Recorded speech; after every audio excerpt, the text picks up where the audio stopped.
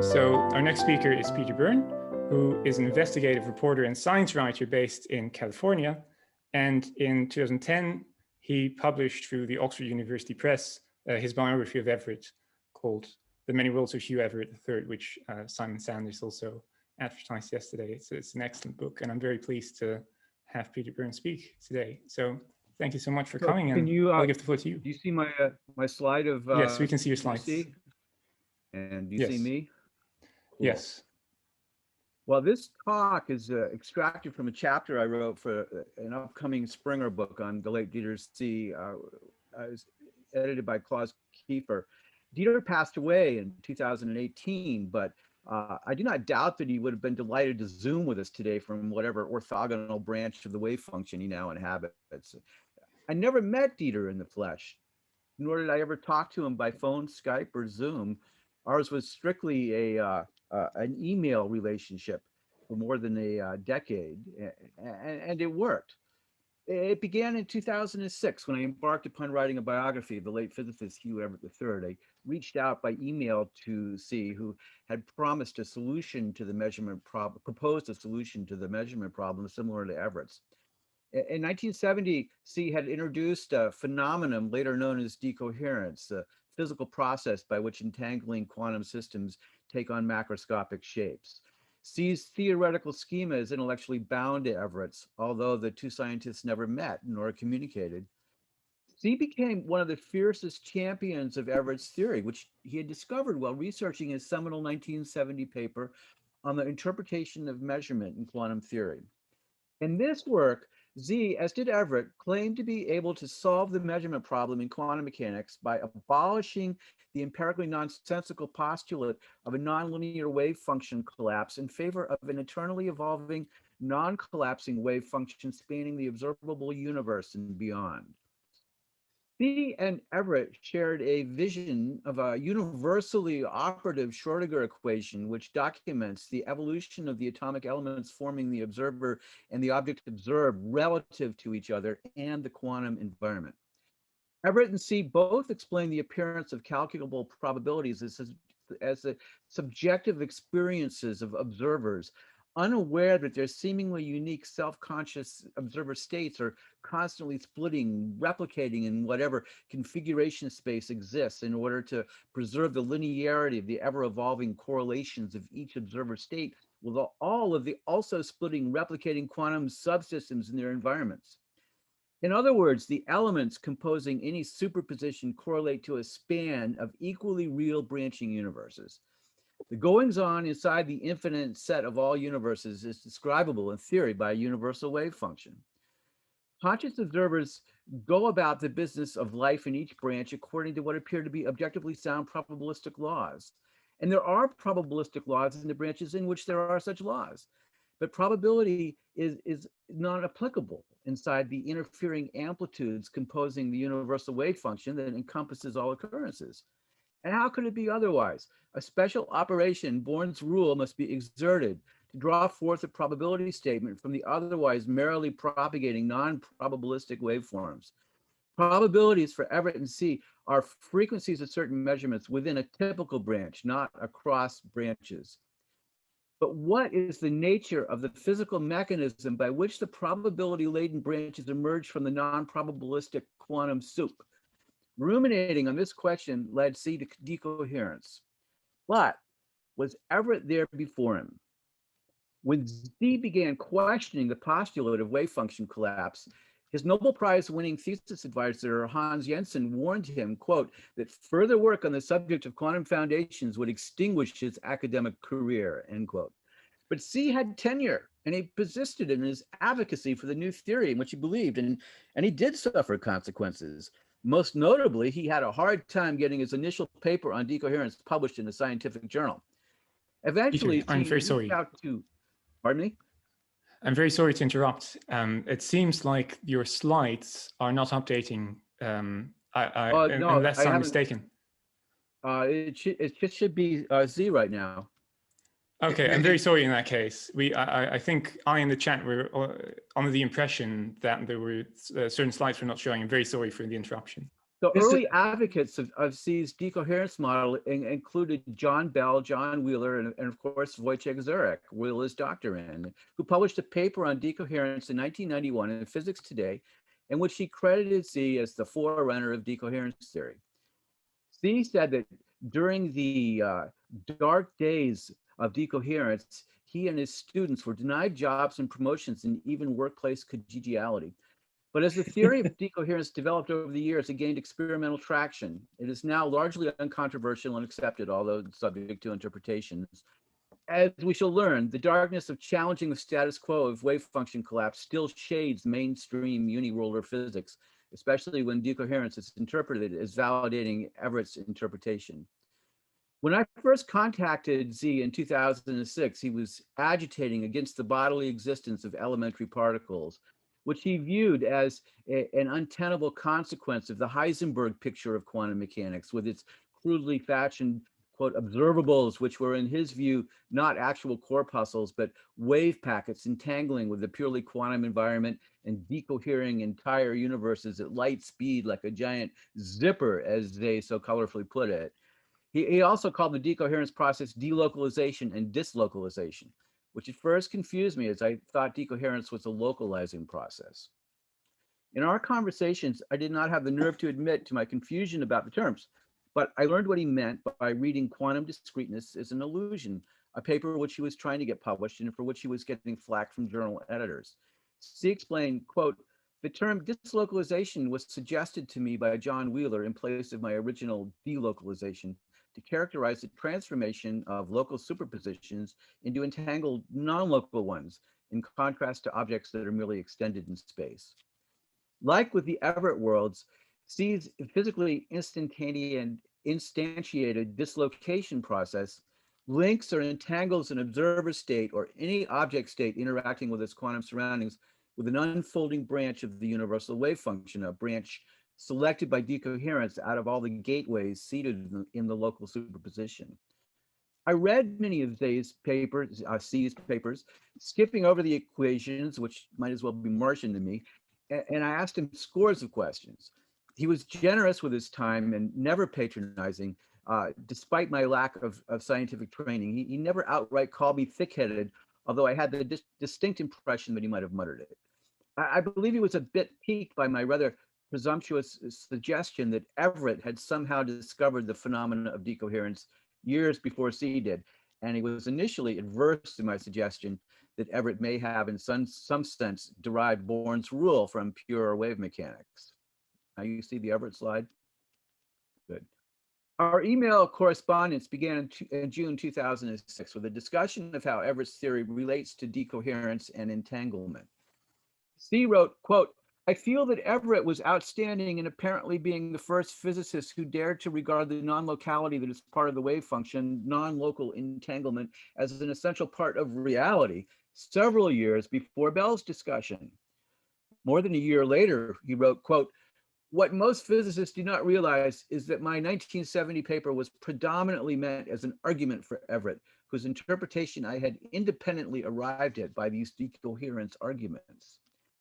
Prior to 1970, Zeh became aware of Everett's 1957 short dissertation as it was published by Reviews of Modern Physics. The short thesis was a much changed version of the longer thesis which Everett had submitted to Wheeler. The long thesis laid out a mathematical argument that purported to eliminate the measurement problem.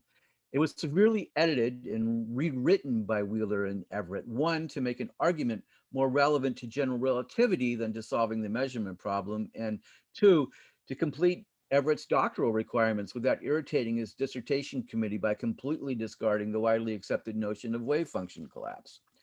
The long thesis was not published until 1973. During the first several years of our conversations, Zeh and I discussed the meaning of the long thesis and handwritten drafts and other Everett papers that I had found in the Los Angeles basement of Everett's son, Mark. We talked about newly discovered correspondence between Everett and Bryce DeWitt and others, newly discovered transcripts of a January 1957 conference on quantum gravity at which Wheeler had presented the gist of Everett's unedited dissertation shortly before it was cut, edited, and published a few months later. and the transcript of an impromptu discussion about his theory by Everett at a conference of world-leading physicists at Xavier University in 1959. Zeh opined that because Everett was not aware of the role of entanglement, he could not have come up with the idea of decoherence. But to my neophyte eye, the new material and many passages in the long thesis indicated that Everett was aware of entanglement. He just called it the correlation of quantum systems. I could not imagine that Everett was unaware of the actuality of decoherence, even though he did not name it as such. And I was puzzled as to how the mathematically brilliant Everett could have fooled himself that he had derived a probability measure equivalent to the Byrne rule if he had not. Plus, Wheeler seemed to enthusiastically agree with him about the efficacy of the probability measure, although later he threw Everett's theory under a Copenhagen-driven bus to placate Bohr, who had rejected Everett's relative states interpretation as a violation of quantum indeterminism. In May 2008, after reading some of the new materials, Zeh wrote to me, quote, "I now agree that he deduced something in analogy to phase space volume as a measure of probability, but one, there is no phase space in quantum theory. The norm of a wave function, which appears in the Byrne rule, is only similarly conserved under the exact deterministic dynamics. And two, this is not a deduction in a strict sense, but a plausibility or dynamical consistency argument. So the last sentence of the thesis is misleading." Here is the last sentence of Everett's long thesis before it was rewritten by him and Wheeler as more of an argument for quantizing gravity than for solving the measurement problem, which had been Everett's original intention. Quote, "Aside from any possible practical advantages of the theory, it remains a matter of intellectual interest that the statistical assertions of the usual interpretation do not have the status of independent hypotheses, but are deducible in the present sense from the pure wave mechanics that starts completely free of statistical postulates," end quote. Byrne rule is a robust and practical postulate. Was Everett's supposed derivation of it from first principles somehow better, explanatory, as well as predictive, a stroke of genius?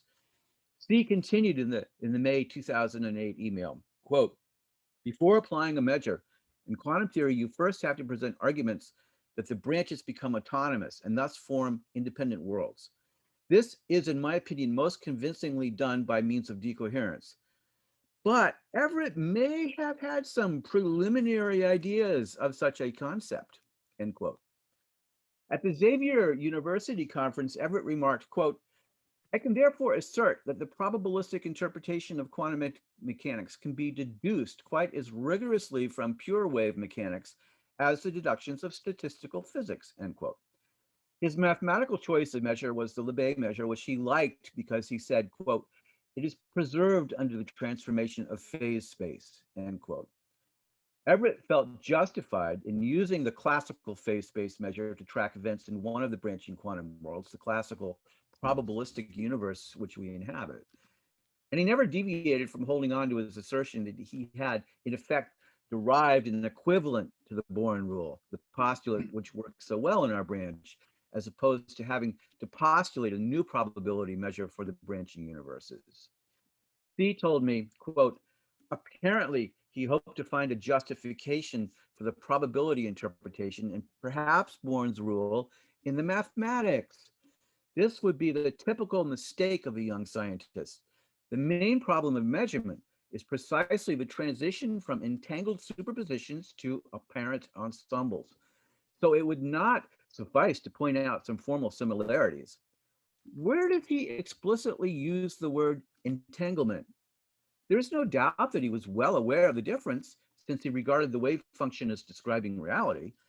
However, one must also expect that he was in some state of confusion, which is normal when you start thinking about a completely novel idea that has strange consequences. Just compare it with the inconsistent claims of the founding fathers of quantum theory," end quote. He warned me, quote, "Mathematics can provide useful tools for physics, but you cannot derive physics from mathematics." Rooting through Everett's papers stored in cardboard boxes in the dirt-floored Los Angeles basement of Everett's musician son, Mark Everett, I had found the unpublished handwritten drafts of Everett's long dissertation with its extensive notes and revisions. In mid-2008, I Xeroxed these several hundred pages and mailed copies in large boxes to several physicists and philosophers who were Everett fans, including Zeh. I was hoping that these experts would troll through the Martian technicalities and spot young Everett miraculously discovering decoherence and unequivocally deriving the Bourne rule, thereby putting paid to his many critics. After reading the materials, the experts, several of whom are here today, hosed my hopes. There was plenty of wonderful new contextual material, they said, but no evidence that Everett had discovered decoherence or derived the Bourne rule in his drafts, including a very early draft, which he had titled Wave Mechanics Without Probability.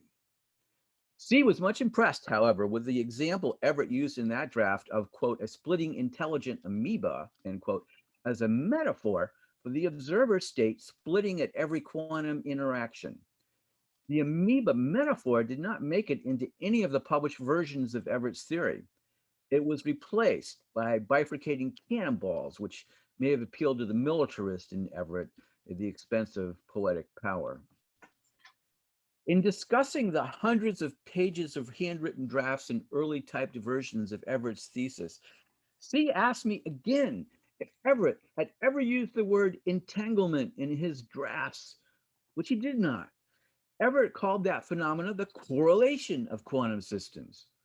Zeh then asked me if Everett ever used the word environment in his drafts and notes. I replied that Everett wrote of quantum subsystems being, quote, strongly correlated to our environment in 3 of the drafts, but the word environment did not make it into the published versions. The next day, Zeh qualified a previous comment, quote, I had seen the pages you mentioned, but overlooked the word environment. The word mistake that I used was a bit misleading. What I meant is that he was using an inappropriate strategy in this respect. The fact that Everett does not use the word entanglement does not mean too much by itself, since it was not very well known at that time. Although I knew Schrodinger's Verschenken in the 70s, I translated it with quantum correlation, which I clearly distinguished from statistical correlations, however. The difference became clear in Bell's theorem, but it was also evident from many particle states in applied QT, atoms, etc. Nonetheless, it was often confused with statistical correlation. Oh, I messed up my slides there. It was often confused with statistical correlation, even by Schrodinger. Everett's measure of correlations measures only probability correlations. In other words, Zeh was saying Everett's phase-based measure was appropriate for measuring the quantum probabilities we experience from the peculiar point of view of our decoherent branch. But his statistical measure is not derived from the existence of infinitely many entangled branches, the universal wave function itself, and does not answer the burning question of how can there be probabilities in a multiverse in which everything that is possible happens. Then comes the kicker in June 2008. Zeh observes that in his drafts and the long thesis, quote, Everett seems to come very close to decoherence, although I am not sure he is fully aware of the entanglement concept. Even where he mentions correlations with the environment, he seems to mean classical correlations. Entanglement and the resulting decoherence is about complex amplitudes, phase relations, while Everett always refers to probability correlations, which are positive numbers. This may be the reason why he claims to deduce the probability interpretation, a claim that is otherwise hard to understand. One may even speculate if this was the reason for Wheeler's later preference for a fundamental information concept underlying QT, quantum information. He continued, in any case, this passage appears interesting enough to make it available to science historians in an appropriate form. For me, it is just exciting trying to follow his early attempts. I don't know how I had reacted 40 years ago if I'd seen it. His most important insight certainly is the splitting observer, illustrated by the amoeba. In hindsight, it appears also obvious that you don't understand why people refuse to get convinced. A few weeks later, Zeh wrote, don't be confused by the slide. It was just put up there to distract you to see if you could listen to my talk and read the slides at the same time. Zeh wrote, One may also assume that Everett would have one day discovered the full implications of decoherence. But when he refers to the environment, he seems to mean exclusively its macroscopic entanglement with the object, not the essential entanglement of all microscopic thermal variables. It is only this fact which gives rise to classical properties, namely those being stable against decoherence. He continued, pointing out the existence of a mathematical structure of a measure is certainly far from giving proof of its physical meaning. Everett clearly shows that the wave function splits into dynamically autonomous branches, but this can be understood as an apparent indeterminism, the basis of a probabilistic process, only if you postulate that the observer is a local part of an autonomous branch, the amoeba example. And next, you need a measure or weighting, which you can justify, not derive, only by assuming that A, the probabilities in each branching event are independent of the history defined within the present branch, and B, the sum of probabilities of all branches is constant. This is plausible, but nonetheless an assumption.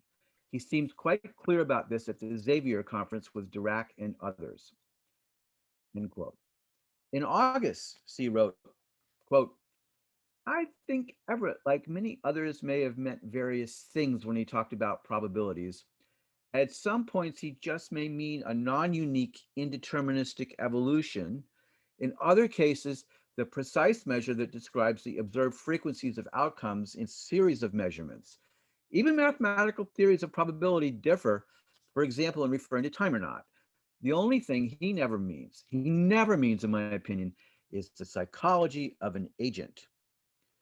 He continues, Everett made the correct assumption about splitting observers in order to maintain an effective indeterminism, but he did not derive it.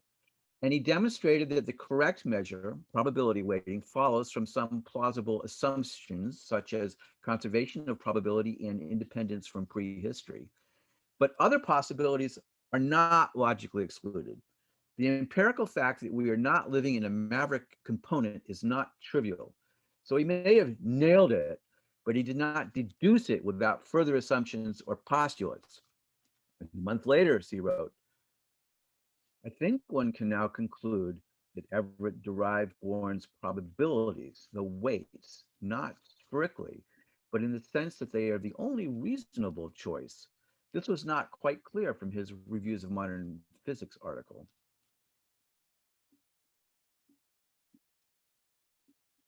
In October 2008, Steve told me, it is difficult to find out what Everett really meant. I may have too much of my own interpretation in mind, but I guess he did think of an objective weight given by the norm. However, since for him objective reality was represented by the complete global wave function, for which the weights of the components do have meaning in their superposition, probabilities could be meaningful only in a subjective sense, that is, for our specific branch, although they are then objective for all observers in the same branch. It was natural for him to assume that we are living in a normal branch, one with non-negligible weight. In this sense, he would have derived the Bourne rule.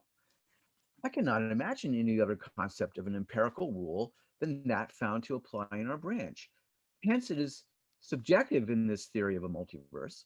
So if the Bourne rule applies, it trivially also appears to apply. It can evidently not hold for all branches and not even for their majority if you define this majority by simply counting them without using a weight. They do hold for their majority if defined by means of the weights. To add a little more expert context to this discussion, Everett scholar Jeff Barrett has recently written, quote, note that Everett did not seek to deduce quantum probabilities over branches. The probability associated with each branch is always one, only one. Rather, he wanted to derive the appearance of the standard quantum probabilities from the statistics of records within a typical branch. Importantly, Everett did not derive the standard probabilistic predictions of quantum mechanics regarding chance events, and he knew it. He clearly and repeatedly insisted that there were no probabilities in pure wave mechanics, rather than claim that his theory predicted the same chance events as predicted by the nonlinear collapse dynamics. Everett showed that it would appear to a typical relative observer that there had been such events. Back to C. Quote, I have never held the position that only one branch contains conscious observers. Let me explain that since my early interest in philosophy, I always held the position that only subjective awareness is uncountably real, while all physical reality must in principle remain a heuristic fiction, thinking of Descartes' demon. This included the consciousness of others. So I distinguished between two concepts of a subjective-objective relation, that referring to individual observers in a branch world and that referring to individual branches. Their combination leads to the concept of individual versions of an observer. So I remember that I once called the denial of the other Everett branches solipsism in Hilbert space. I should have better said in configuration space, end quote. In August 2009, I asked Zeh to review several draft chapters of my Everett biography, and for the first time, he chastised me. He was concerned that I was giving too much play to DeWitt's easily popularized many worlds version of Everett, which treats all of the universes as ontologically real, as, quote, schizophrenia with a vengeance, as he described the many worlds theory, passing it off as Everett's schematic, which was not accurate, although it generated a lot of controversy in physics and made Everett into an ATM for science fiction writers and biographers. He said that DeWitt and David Deutsch and others insisted on using the static Heisenberg picture of quantum mechanics to situate Everett's relative states theory, and that was the wrong approach. Everett's time-evolving universal wave function was modeled in the Schrodinger picture. Despite the common misperception, he said that the Schrodinger and Heisenberg models are equivalent to each other. They are not. Zeh told me repeatedly, quote, "You should, in my opinion, have emphasized the important fact that David Deutsch is representing DeWitt's and not Everett's many worlds. He has often said that he is using the Heisenberg picture, not the wave function itself is describing reality as Everett did. Therefore, his worlds are trajectories in classical configuration space, similar to Feynman paths. So he does not need decoherence to separate different branches of the wave function. Perhaps Deutsch does not even see the difference. It becomes particularly obvious when he claims that a quantum computer is calculating in parallel worlds. However, then every time-dependent wave function or other superposition would already represent a continuum of different worlds.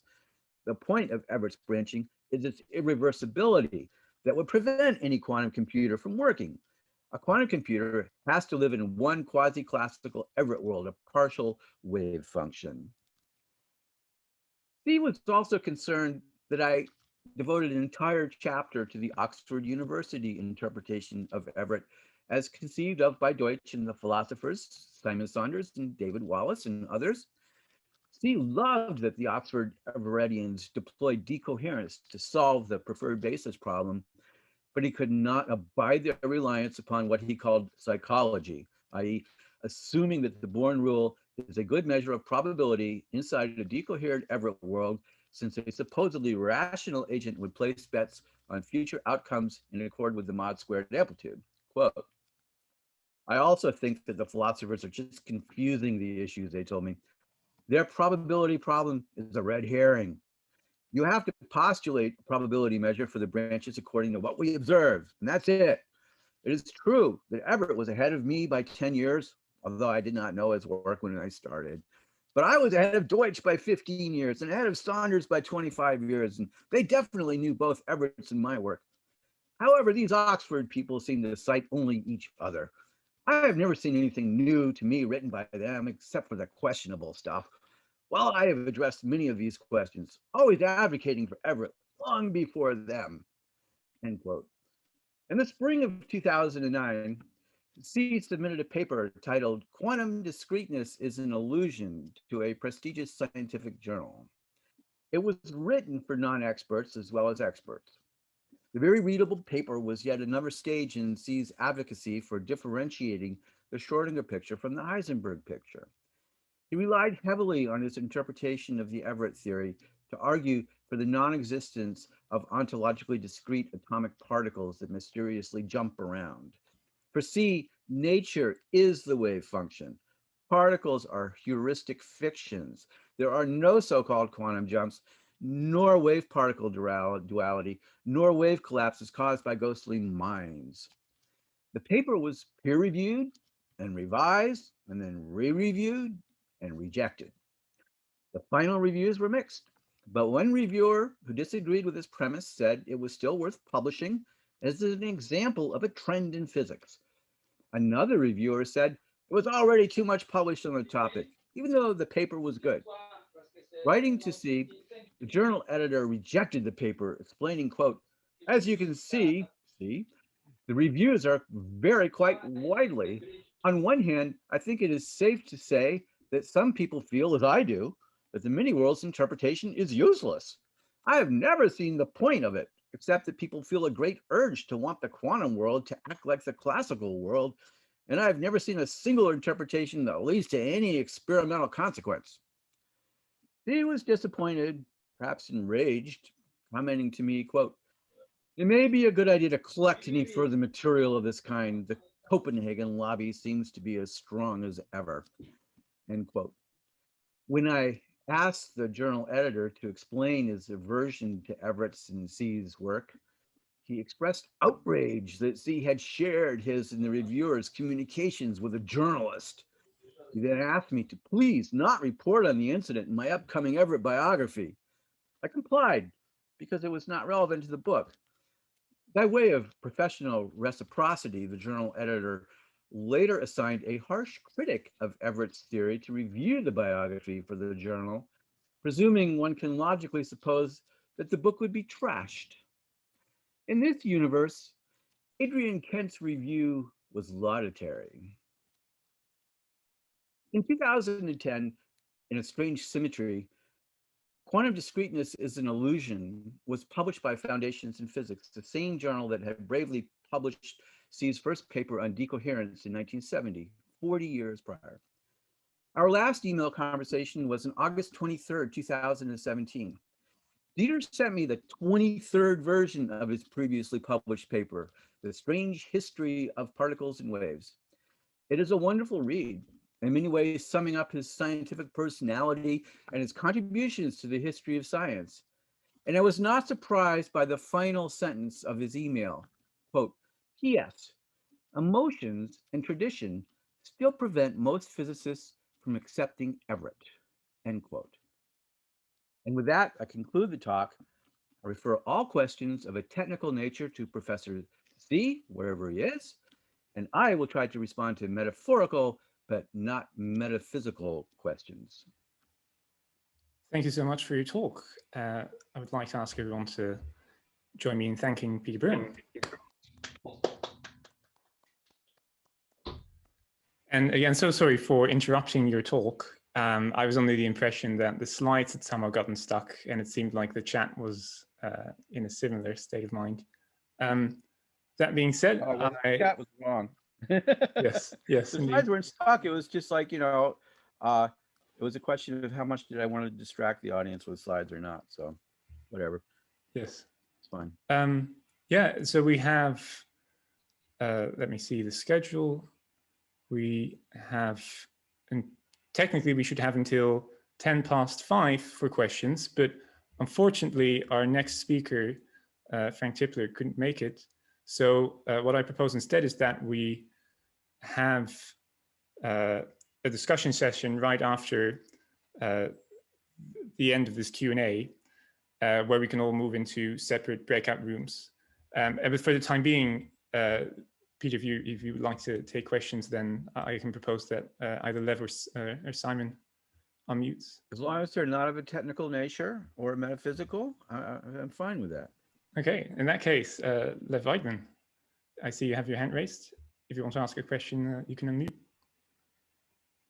I just want to say again what I said in my lecture, that I might hope that Everett understood very well the coherence, but he just understood that it's not relevant. And this is the reason why he didn't mention, because I believe that the coherence is not relevant for many word interpretation.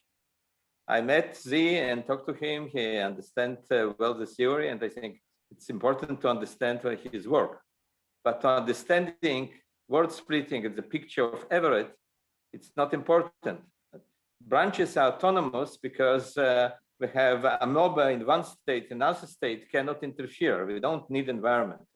So the fact that Everett hardly mentioned this, I don't think it's because he didn't discover it, because maybe he understood that it's not relevant. That's an interesting point of view. I don't know the answer. Hugh's gone, but we did search his papers and stuff to find if he had talked about decoherence later in life, and he was aware of Bell's theorem, and I believe he was certainly aware of decoherence, but there was nothing really to indicate that he was paying much attention to it, because he was more involved in making money and drinking and living a debauched lifestyle while planning World War III. Interesting. Then, if that answers the question, I would like to move on to Simon Sanders. Feel free to unmute. Yeah, no, hi. Gosh, Peter, thanks for that. It was really interesting. But I mean, I've got a couple of questions and a couple of remarks. I mean, one question is whether you ever discussed with Dieter Zeh David Boehm's book, and indeed the two papers in Hidden Variables in 52. There are clear passages from that which are all about how can wave functions involving large numbers of particles interfere with one another, under what circumstances, and so forth. And we know that Everett read that book, and he referred to the two papers in 52 on hidden variables. He said of Boehm's book and von Neumann's, these were the two main influences upon me. So did this never come up in your conversations with Zeh?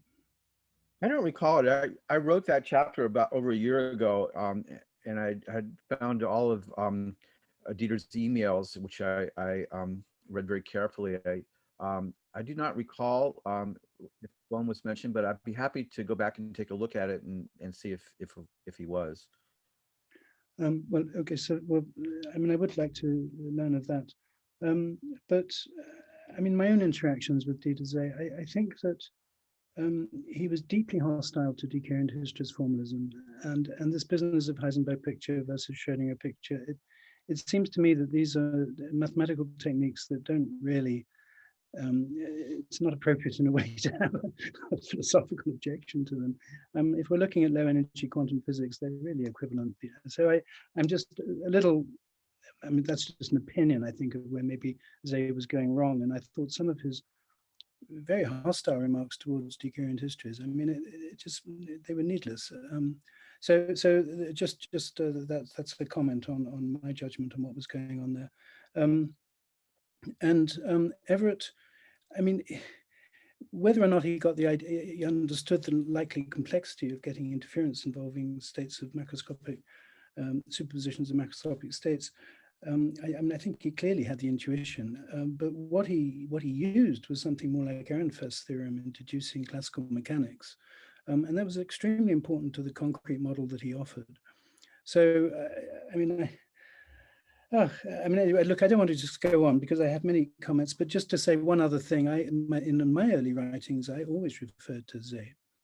I always gave him credit as being, you know, a real founding person in decoherence theory, although, and despite the fact that actually all his papers in the 70s, that maybe he lays claim to being the originator of decoherence theory, was really bound up with the Schmidt decomposition and evolutions of Schmidt states, which is pretty remote from decoherence theory, I think, in accordance with, well, and certainly in my views, but most people, Wojciech may want to comment on that. I know Wojciech in the past has defended to me Dieter's importance, Zeh's importance, I think, to perhaps his influence upon Wojciech. And that may well be correct, but the actual mathematical techniques that Zeh was playing with in the 70s had very little to do with decoherence theory. So maybe this was Zeh getting, what's the word, derailed by the relative state idea, because I think his original 70 paper was closer to the ideas of decoherence theory. Well, you know, in terms of him introducing, you know, the concept as not just, you know, a set of equations, but as a kind of model, when he did, I mean, how many people like totally invent, ab initio any great theory. Some people do, but in physics and science, it's the work of many, many people that culminate, and sometimes somebody gets like all the credit, and but we all know that the way that science works is through wrangling, and Dieter was certainly a wrangler. He took it very personally. I believe that he was having trouble getting his papers published. And on the other hand, he was complimentary in all of our interactions to Wojciech's work, and it was an admirer of Wojciech. And the stuff where he was ranting and raving about the Oxford Everettians, I put that in there because I thought it was kind of amusing, but he did obviously feel strongly about it. And maybe it had something to do with professional jealousy, or maybe it had to do with the fact that, I guess, due to physical circumstances, he really couldn't go to conferences and stuff like that. Like I said, I never actually met him, although Adam Becker did. He wrote that book, What Is Reality, a few years ago, and he actually met with C at his home, and had a long talk with him. But that was unusual. I mean, he didn't have personal relationships too much, and so that may account for some of the obstreperousness of the tone of some of what he was saying to me, at that time. I mean, and just a quick comment. I mean, I really tried hard to get him to come to Oxford for the 2007 conference. I mean, we had a lot of, he was just too, he felt unable to physically, medical reasons. So that was a great sadness to me. And the other point is, well, it seems to me that they did do something extraordinarily important with Yaus. The Yaus work in 1982, I think, was extremely important. So, and that was entirely different from the use of the Schmidt decomposition. The Schmidt decomposition was just two particles. This was decoherence theory. But anyway, sorry, I've spoken enough. Just a quick interjection. I'm going to have to disappear in 2 minutes. I agree with what Simon said. I enjoyed the talk of Peter. I am posting a paper. I just clicked the button that is going to go to the volume in memoriam of Dieter Zeh. So it should be on the archive tomorrow. It's not going to touch on the subjects of who did what when, because that's not its purpose. But I've enjoyed Peter's talk, and I enjoyed the exchange. See you tomorrow. Yeah. Yes, see you tomorrow. In that case, there's another question by Don Page. We cannot hear you at the. There we go. Okay, yes. Sorry, it takes me a while to get my mouse pointer to go to the corner and to unmute myself. So I was just curious whether there was any hint of a correlation between Everett's lifestyle that led to his early death and what some people have noted, that if the Everett theory is right, then there'll be some branch in which you'll live forever. In fact, that objection was actually once I was at a small meeting at John Wheeler's house, and Edward Teller was raising this objection to the Everett interpretation. And I didn't understand Teller at the time, but then later somebody explained it, that Teller didn't believe the theory because it implied you'd live forever. So I'm just I'm curious as to whether, I mean, I think it's a mistake because of course the measures are going down, very rapidly, but still, I'm just curious as to whether the fact that there's perhaps one branch, and I mean there's maybe there's always some branches in which you might survive, whether that might have had anything to do with Everett's lifestyle that led to an early death. Well, I would like to comment that the fact that such a creature as Edward Teller ever existed makes me want to believe in many worlds and universes in which he and his ilk never appeared. So that's a good argument for many worlds. As far as people talk about quantum suicide and all sorts of weird stuff that goes on. I mean, I've gotten emails from people believing that the many worlds theory is an argument for the existence of God, and all sorts of people are attracted to it. It's very interesting. and want to apply it to their own way of thinking, you know. But what I kind of learned about when I wrote the book, I was pretty taken by the DeWitt model, the splitting universes, you know, as schizophrenia with a vengeance. And then when I was working with Jeff Barrett on the collected works of Everett over the next couple of years, I moved personally kind of away from that a little bit, you know, as my understanding of Everett grew, you know, talking with Jeff, but also, you know, having talked with a lot of people that are in this conference over the years too. So that I wasn't really, and I no longer am a great believer in the ontology, you know, model of the worlds. I think it's a great start in an exploration, you know. But as far as his life, you know, the only on the record statement that we have of Everett making about whether or not he believed his own theory was a comment to George Pugh that he thought it was about 70% chance that it was correct. But he also, you know, was a very kind of fey individual. His favorite, you know, movie was Dr. Strangelove. You know, he really was one of the primary architects of the nuclear triad structure, mutual assured destruction, and was, I think, you know, actually feared greatly that his own work would result in his own destruction. And he was very alcoholic, you know, with everything that brings with it. So I doubt that he made any kind of conscious decision to drink himself to death and eat himself to death and lead that kind of lifestyle because he thought it didn't matter in this world. But I'm not privy to the inside of his mind, you know. I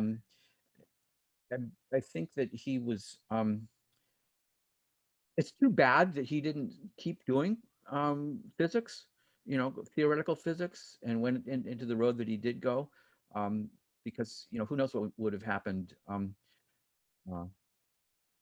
So, you know, I'm not privy to I think that the disease model of alcoholism probably fits more what was going on in Everett's personal life than any kind of many worlds theoretical living out model. Then I see David Wallace has his hand raised, and I think we'll make that the last question before we go to the breakout rooms. Go ahead. It's just an sort of semi-historical observation. I mean, in terms of how to think about Zeh's reaction. I mean, I think one thing you find striking is that over the last 40 years, the environment for working on Everett, talking about Everett, discussing Everett in polite conversation has dramatically improved in a steady way. I mean, I started being professionally involved in this stuff about 20 years ago now, and had the occasional bruising encounter, but nothing like as dramatic as people will tell me about from 10 years before that or 10 years before that. But of course, your sense of how these things are taken tends to get fossilized in your early career experiences, because those are the points at which you're more vulnerable to the profession treating you in ways you think are bad. So I wonder just one thing to think about in terms of how we probably look to say is that we were doing it later and therefore got away with it more. I think that's very true. I mean, he really did suffer professionally, and if he hadn't had tenure, he probably would have been fired. And so I think he felt quite isolated by everything. And the world goes on, you know. I'm sure he'd be delighted to have met you, David, as have I been.